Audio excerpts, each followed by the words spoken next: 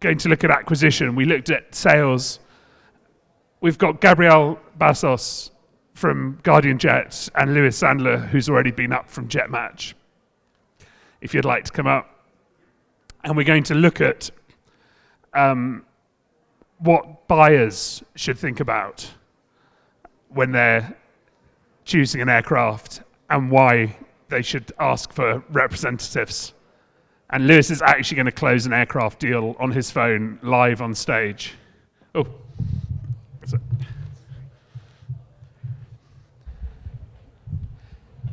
Okay, you,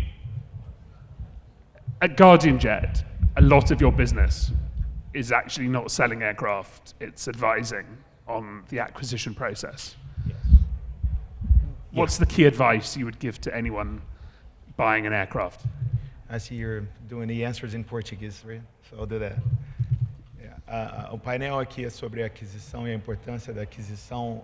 Mais cedo, nos outros painéis, falaram sobre a importância de ter, assim como ter um comprador e um vendedor, ter uma equipe que representa o comprador e uma equipe que representa o vendedor. Obrigado pela oportunidade de falarmos disso, Alistair e CJI, porque é um assunto super importante para todos os players, principalmente na América Latina, onde isso não é muito bem ainda a praxe. Então, você pensar como banco... Gabriel, can you go a bit closer? Yep. Pensar como banco, advogado, todos os players, companhias de seguros, é uma cadeia de suprimento ali de serviços relacionados a uma transação que se beneficia do serviço profissional, tanto no comprador quanto no vendedor. Então, obrigado. Na nossa empresa, a gente faz mais aquisição do que venda. 54% das transações são de aquisição. E é uma empresa tradicionalmente americana, que cresceu muito no mercado americano, onde isso é mais comum, é um mercado mais maduro.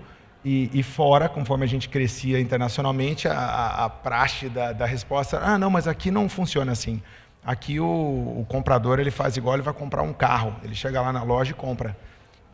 Mas vamos tentar, vamos educar o mercado que a gente consegue assessorar ele nessa compra e vamos ver se funciona. E tem funcionado muito.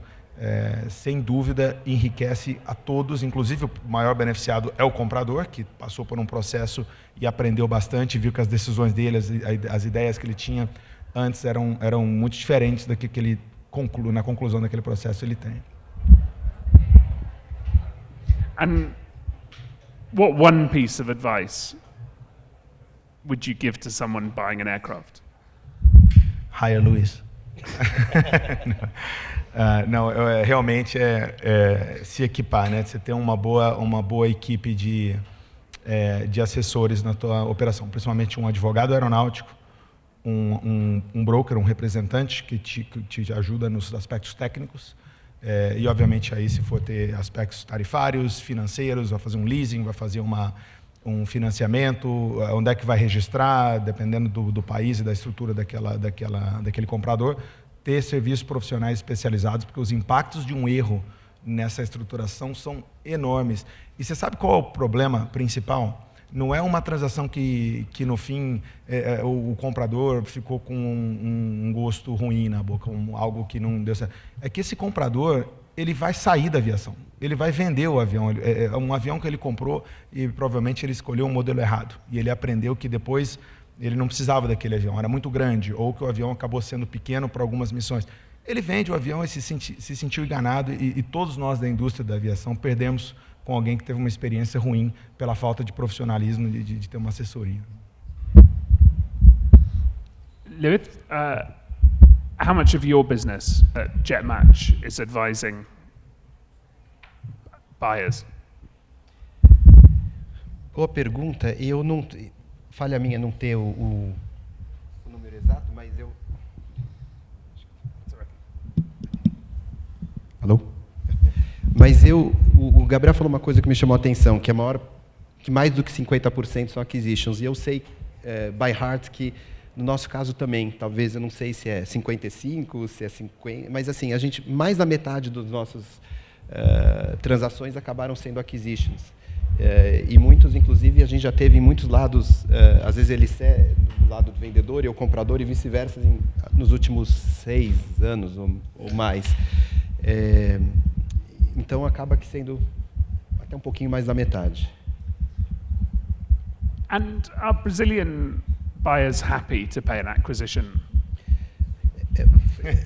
Eu acho que eles têm entendido isso, e o Gabriel falou. Eu acho que esse tema de hoje é muito, muito importante, porque é uma coisa que é cultural, é uma coisa que as empresas profissionais estruturadas e que só fazem isso sofrem, mas eu acho que essa é eu diria assim, um processo, uma batalha no bom sentido, que ela vem sido ganha. E no começo, há muitos anos, quando eu saí de vender aviões novos para um fabricante e passei, não existia. Basicamente, o comprador, como é que ele se comporta? Vamos dizer, você é o comprador. Ele fala para o Gabriel, eu quero uma SpaceX, assim, e vai falar para mim.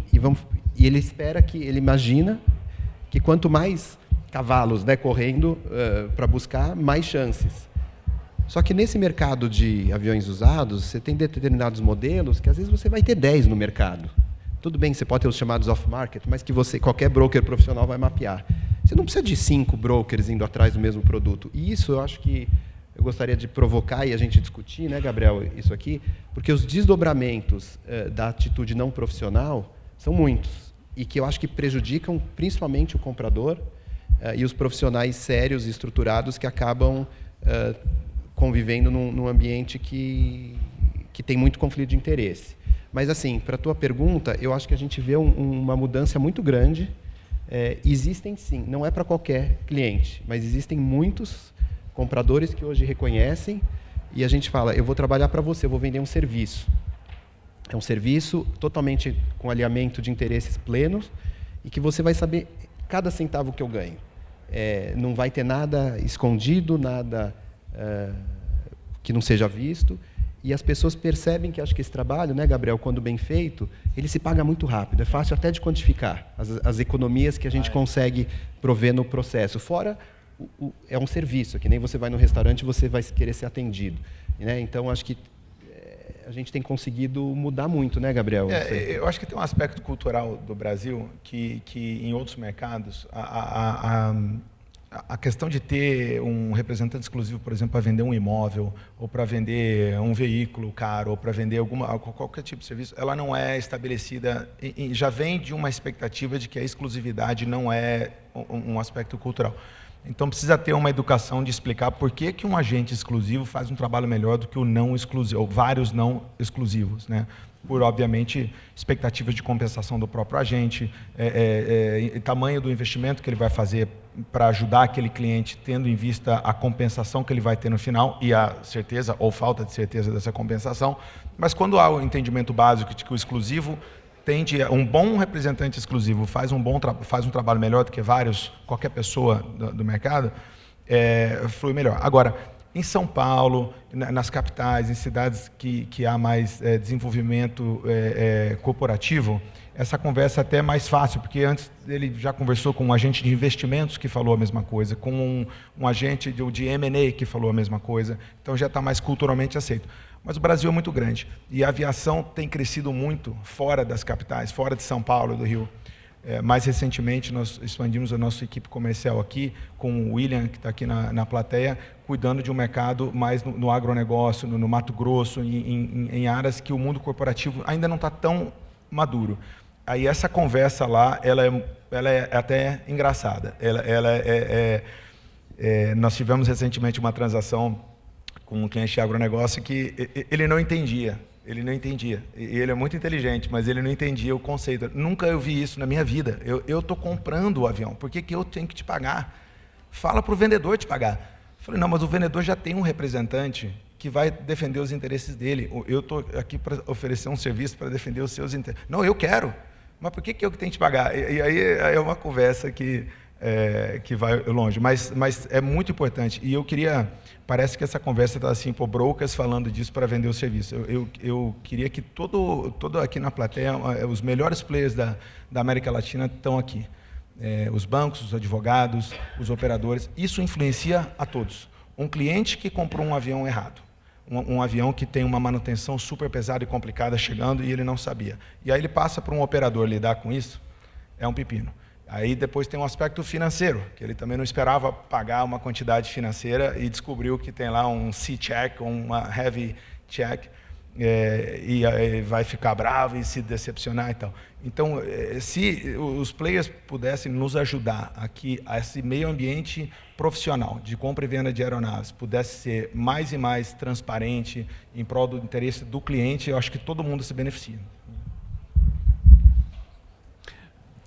And it's an easy argument that most people, you know, even if you're phenomenally successful, you'll maybe get to buy 5 aircraft in your life. Yeah. And you guys are buying how many a year?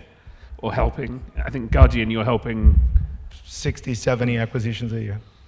Do you think the Brazilian market is a mature market? And also, I get the impression that the quality of brokers here is good. You have, you know, I think legally you can only be an aircraft broker in Brazil if you've worked at Leader or Embraer. Is that correct? It's not a certified It's a joke. professional, so it's easier to become a broker.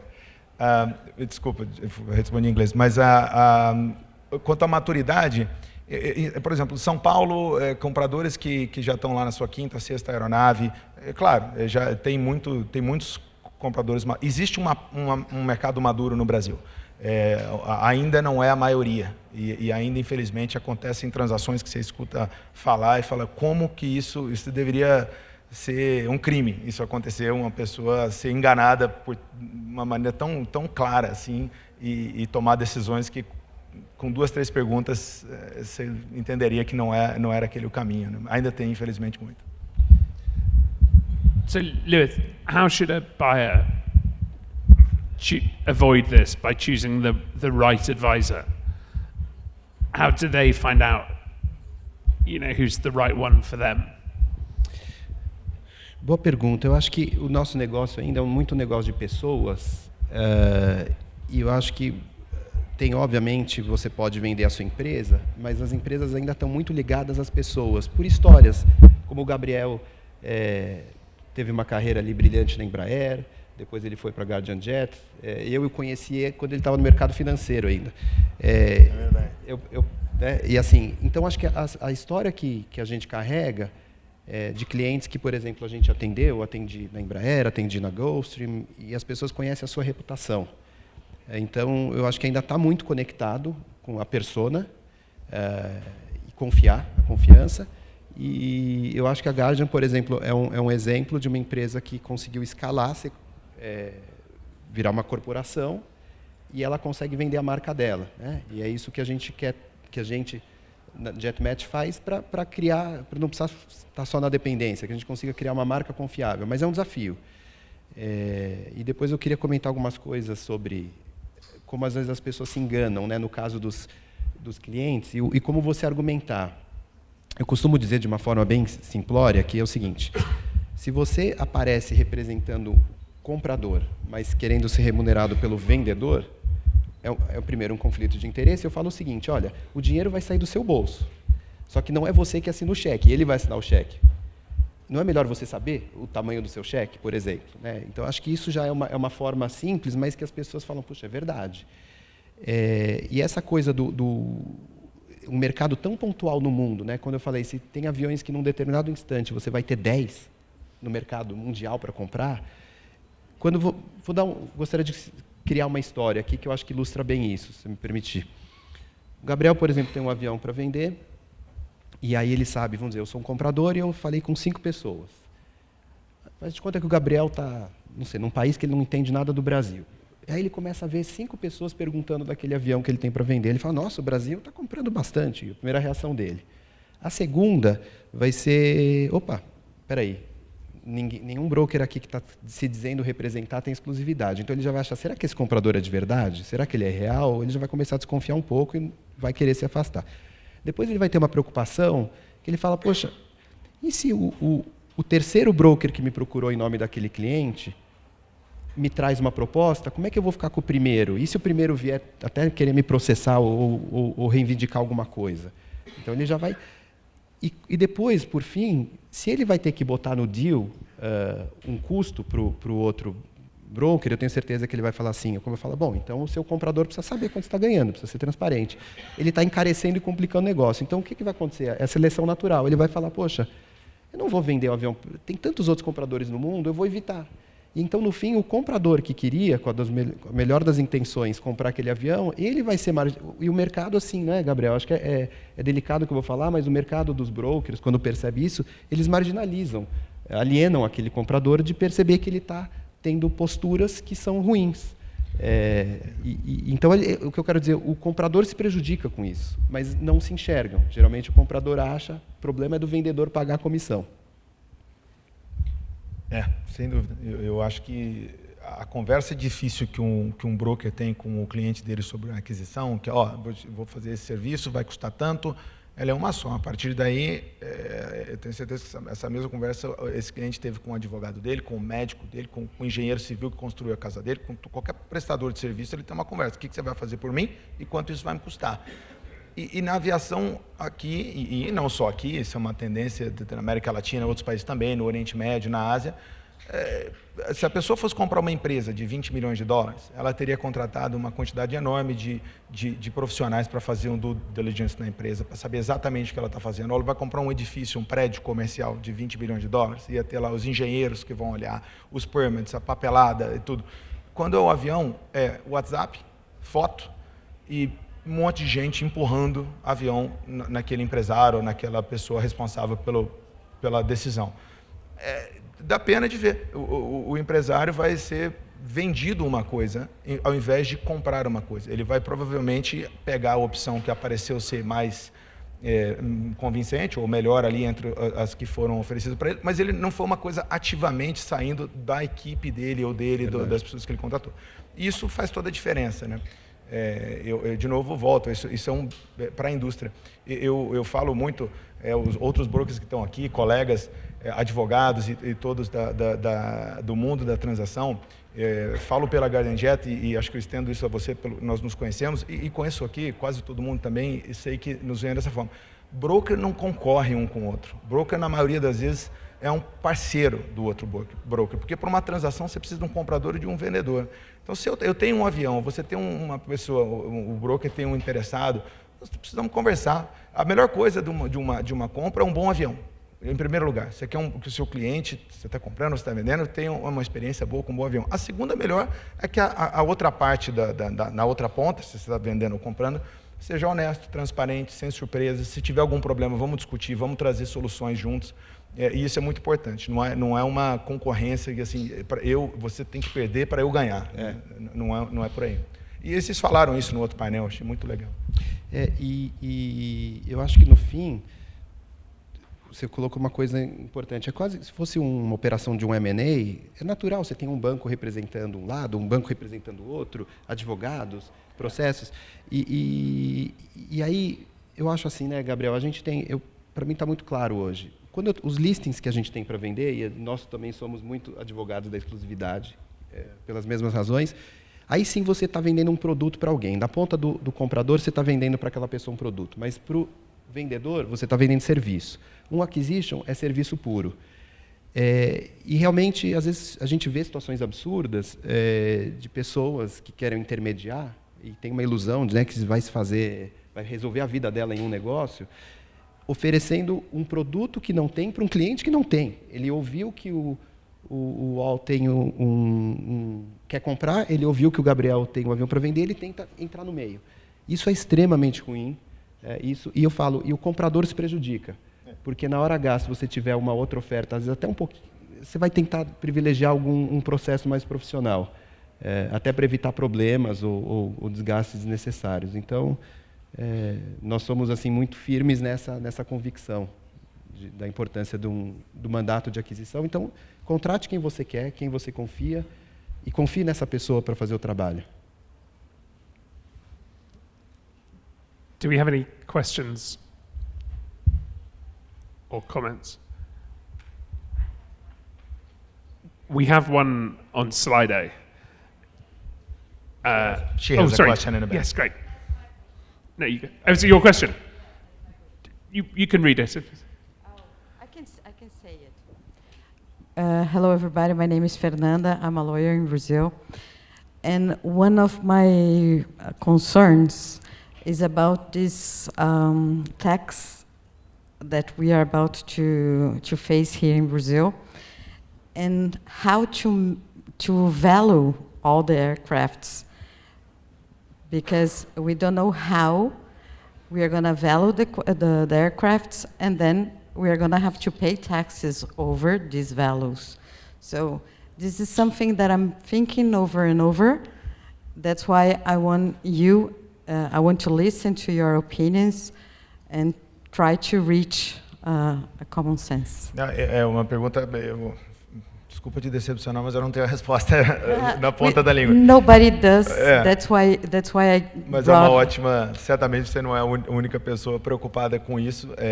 Aqui tem no evento as três, a Timbro, uma patrocinadora do evento. A questão tributária brasileira é complicada e importante. E direciona toda a logística da transação brasileira. A presença da trading, tem outras tradings que estão aqui na plateia, precisa explicar, né? Você tem um avião, por exemplo, está comprando da Alemanha, você explica quem é o comprador, mas daí tem a trade, tem o leasing, tem o trust, é toda uma estrutura muito profissional, muito bem feita. Que, um parênteses, a questão fiscal das tarifas nos Estados Unidos tem sido, obviamente, o assunto aí das últimas semanas para todos, e a gente olha, eu sou brasileiro, cresci no Brasil, trabalhei em trading, eu vejo o nível de profissionalismo da indústria brasileira em tratar com tarifas, não é, os impostos, e o que está acontecendo nos Estados Unidos. Acho que eles precisavam fazer um estágio aqui nas tradings aqui por uns meses para aprender um pouco como é que dança essa dança. Mas o mercado americano, ele é o principal, né? Ele é o mercado que dita, mercado que eu digo de preço, de está comprando, está vendendo, está aquecido ou não está, a precificação do mercado mundial, né? Então, quando os Estados Unidos estão muito fortes, a economia está muito quente, tinham questões fiscais de benefício fiscal, de bonus depreciation, final do ano, que o americano compra porque ele tem benefícios locais, os preços todos vão para cima. E isso impacta também, obviamente, o preço do avião brasileiro e tal. E, por outro lado, tem aquela questão, mas o meu avião está nacionalizado, então eu vou vender por muito mais, né? Ainda muito acima do que é o custo de nacionalização, que é sempre uma expectativa do vendedor brasileiro e uma frustração, na maioria das vezes, porque o comprador brasileiro sempre compara aquele avião o mais barato do mercado que está fora. Vou pagar um avião XPTO aqui seu, que 10, sendo que eu posso comprar um avião do mesmo ano, similar aqui, com mais ou menos os mesmos equipamentos lá fora, por 7. E trazer aqui, vai importar e vai chegar, vai ficar por 9, por exemplo. Então, quanto vale um avião brasileiro, quanto o fator de nacionalização, depois que ele já está feito, quanto ele vai impactar o mercado, muito, acho que depende mais do mercado americano e da disponibilidade desse concorrente internacional, que é o contraponto desse avião local, para ver por quanto ele consegue vender. Super importante a pergunta. A gente acabou reforma tributária, acho que também ninguém sabe. E o que o Gabriel falou é bem isso. Quer dizer, você tem 70% do mercado que é os Estados Unidos, e depois Europa como um bloco e outros mercados, é isso que dita o preço. Então, o imposto do que você paga aqui, por exemplo, se você conseguir revender aqui e capturar um upside, ótimo. Mas complementando, eu queria falar de uma coisa empírica que tem acontecido. Às vezes a gente põe um avião aqui no mercado, precifica, olha, o preço internacional é esse, mais impostos é tanto, e você tenta capturar pelo menos alguma coisa, uma parte desses impostos, né?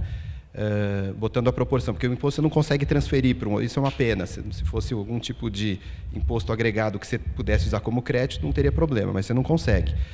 Muitas vezes, eu já passei por isso e estou passando, às vezes vem uma oferta de fora, vamos dizer, o avião vale 20, vem uma oferta de fora por 19,5, e aí você fala... E aqui no Brasil, às vezes você vai querer... A liquidez aqui não é a mesma. Não é a mesma. E o comprador aqui vai falar, se você vender fora, você perde, então vai começar uma briga, vai baixar o preço, e aí te oferece 18. Aí você fala, não, então vou vender por 19,5. Tudo bem que eu não vou capturar 2 de imposto em cima, mas se você pensar o custo de carregar um avião, a manutenção, a estrutura, a depreciação natural, etc., quem faz a conta, fala, um deal rápido num preço fair lá fora, tende a compensar. E é isso que eu empiricamente, é muito maluco, porque a gente começa lá fora tendo ofertas melhores. Não adianta querer cobrar imposto de alguém que está comprando na Holanda. A pessoa vai falar, não tem valor isso. Mas se o avião estiver bem precificado, Você consegue, às vezes... E muita categoria do avião também, né? Aviões de maior valor, maior Correto. porte, provavelmente vem de fora, tem liquidez maior. Se Perfeito. pegar um avião menor no Brasil, você tem uma chance de vender localmente e capturar aquele imposto maior, né? A chance é maior. Não, perfeito. Inclusive, até nesse seu ponto, é super importante e é interessante que o mercado de helicópteros doméstico, o mercado de helicóptero, além do imposto, ele tem um upside ali, às vezes não sei se é pelo imediatismo ou o comprador é um pouco menos sofisticado, informado quando compra o helicóptero, mais na emoção, eu não sei o que acontece. Então, você tem um mercado de helicóptero muito ativo que gira aqui dentro por preços que às vezes a gente fala com o mercado de fora, fala, como é que vocês conseguem vender nesse preço, essa máquina? Mas acontece. So tomorrow we have a session looking at tax reform, so we can cover that one. Well, a few quick questions. Guillaume Gomez from Trust Group is asking, what's the relationship between transaction consultants, I don't want to say brokers, and trading houses? Well, I can speak for our side here, the way we work, Português. É bastante próxima, porque as trading companies, elas são o comprador propriamente da aeronave, como os brasileiros que estão nesse evento sabem, e os estrangeiros, que alguns entendem, outros nem tanto, para que possam cumprir com as regras de tributação que vão ser aplicadas naquela importação. Então, você vai explicar para um vendedor que, por exemplo, na Garantia a gente trabalha muito com o mercado corporativo, os nossos clientes, e a maioria empresas de capital aberto e tal. Então, tem uma estrutura legal, pesada. Aí vem uma oferta de um cliente brasileiro, que foi discutido o preço, o empresário veio o avião, gostou, não sei o que, vai comprar. Na hora de aparecer o contrato, é um nome que ela nunca viu, que é uma trading. E aí, good luck, explicando, né?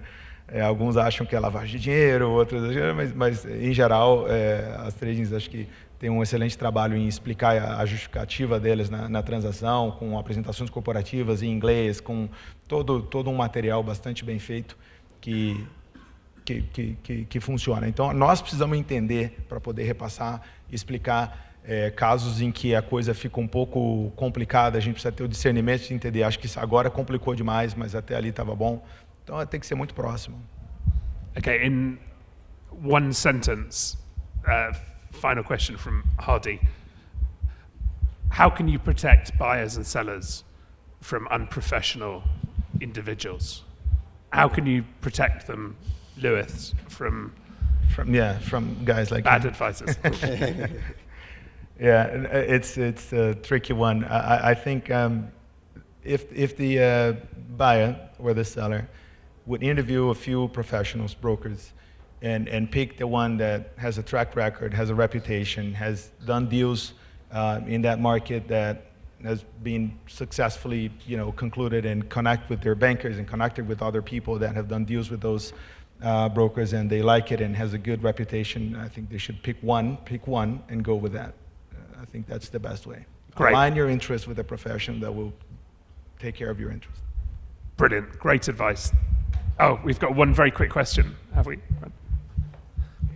Yeah, I'm just coming to you now.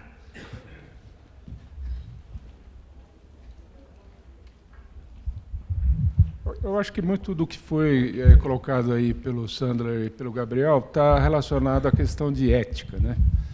E isso é uma questão, de fato, que a gente vê com bastante preocupação. No mercado de usados, até a nossa empresa parou de trabalhar bastante como a gente fazia com usados, a gente reduziu bastante, mas o fato é que essa interferência negativa que vocês se referem, eu acho que atrapalha bastante. Mas, por outro lado, eu acho que é nossa obrigação, né, nós que somos do mercado, a gente instruir, né, o mercado, os compradores, a entender as coisas como funcionam, né? Então, uma coisa que me ocorreu aqui, como nos Estados Unidos tem aquela associação chamada IADA, cujo objetivo é exatamente emanar esses bons princípios e boas práticas, etc., se não seria o caso também de se promover um tipo de trabalho corporativo nesse sentido, para explicar para o mercado, né? Vai levar tempo, porque é uma questão cultural, mas assim você percebe, como vocês falaram, que é possível encontrar muito mais esse tipo de atitude profissional em São Paulo do que no Centro-Oeste, por exemplo, e por aí vai, né? Então, a minha sugestão seria ver se consegue se fazer um trabalho corporativo, de todos juntos, né? Não todos separados, e tentar mostrar para o mercado o que é o joio e o trigo, entendeu? Sem dúvida. Uma sugestão. Sem dúvida, Brandão. E não só de brokers, eu diria. Acho que empresas como a sua, que atuam com os OEMs, que tem que cumprir com regras de compliance, de políticas de know your client, coisas que no mundo dos brokers é menos rígida, também participar. Os bancos financiadores não são tantos, estou falando aqui, nós estamos falando no Brasil de talvez 5, 6 players em cada categoria que fazem a maior parte das transações. Então, eu sei que existe a Aera, nós tivemos algum contato, talvez a Aera, que é uma associação brasileira, eu não sei se vocês fazem parte, nós não fazemos ainda, talvez possa ser o caminho, ou uma associação similar, mas eu concordo 100%. A intenção desse painel era um pouco essa, colocar um pouco desse problema, não só o meu e do Luiz e da CJI, mas da indústria como um todo. E até colocar o dedo na ferida, eu acho que é importante. E, Brandão, sim, até falando um pouco da Aera, eu me lembro que, não sei se tem 1 ou 2 anos, a Aera tinha feito até um vídeo muito bacana, assim, eu gostei, eles ilustraram essa história do conflito de interesse de uma maneira muito, muito legal. Eu acho que sim, tem o trabalho institucional, mas talvez a gente precise pensar um pouco fora eu não sei como, não sei qual seria o veículo, o meio de comunicar isso, mas de mostrar o quanto o profissionalismo de empresas. Porque, enfim, todos vocês sabem, né, Brandão? Você tem uma estrutura enorme, obviamente eu não tenho, mas a gente tem gente, tem escritório, tem sistemas, tem o nosso tempo, e a gente dedica isso para fazer de uma maneira profissional. Então, realmente é duro quando o teu interlocutor principal não consegue entender que você está passando uma mensagem que é de benefício dele. Mas eu acho que aí tem um lado de maturidade do mercado, né, Brandão? Eu acho que, assim como a gente percebe os regionalismos aqui, vai chegar lá.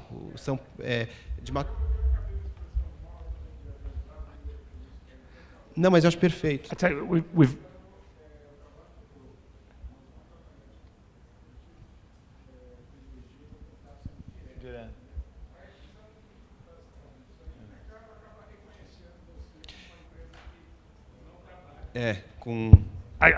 we've just got one quick time for. I think Anderson has a former. Bom, boa tarde a todos. Anderson Markiewicz, da Líder Aviação. Gostaria de me juntar aos comentários aqui dos meus colegas de profissão, das preocupações que tanto o Sandler, o Gabriel e o Brandão aqui manifestaram, né?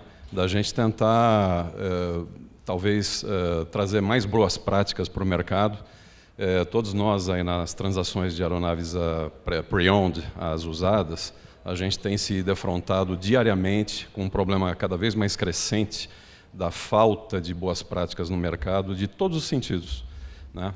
Um deles é uma coisa que eu queria até aproveitar o momento para que nós compartilhássemos disso, que é um grande tabu que existe no Brasil. É aquele negócio de que só quem vende aeronave é que paga a comissão. Isso, para mim, é um grande erro, né? Porque se você tem um cliente, e aqui o painel é sobre acquisition, quando você fala de acquisition, é quando alguém é cliente seu que está comprando uma aeronave. E você consegue cobrar por um serviço de consultoria e depois de brokerage para trazer uma aeronave. Então, sim, é possível você cobrar comissão de quem está comprando a aeronave. Então, isso evitaria muito, né, entre todos nós aqui, um problema de ter que rachar, ter que compartilhar a comissão, que é uma coisa pavorosa, é horrível isso, né?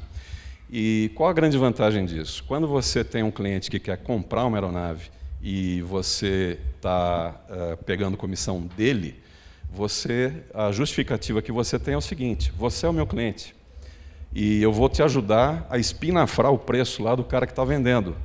Você é o meu cliente, eu vou defender o seu interesse. Ao passo de que se eu estivesse ganhando a comissão de quem está vendendo e não te cobrando mais, nada, não te cobrando nada, eu não vou estar fazendo o mesmo bom trabalho e os esforços que eu faria de conseguir negociar tão duro com o vendedor como eu faria no caso de você ser meu cliente. Isso é um argumento simples, tem funcionado perfeitamente, transação após transação que nós fazemos de aeronaves seminovas. Tá? Então, assim, eu gostaria não só de passar a palavra, claro, para os meus colegas, mas aproveito o momento para compartilhar de vocês, plantar uma semente, plantar uma ideia de que cada broker seja comissionado pelo seu próprio cliente. Essa é a mensagem que eu queria passar. Exatamente, obrigado. Obrigado. Brilliant. And I think we could keep going for hours, but we're going to stop there. Thank you so much to Gabriel. Thank you, Lewis. Thank you. Thank you, Anderson. Thank you, Brad. Obrigado.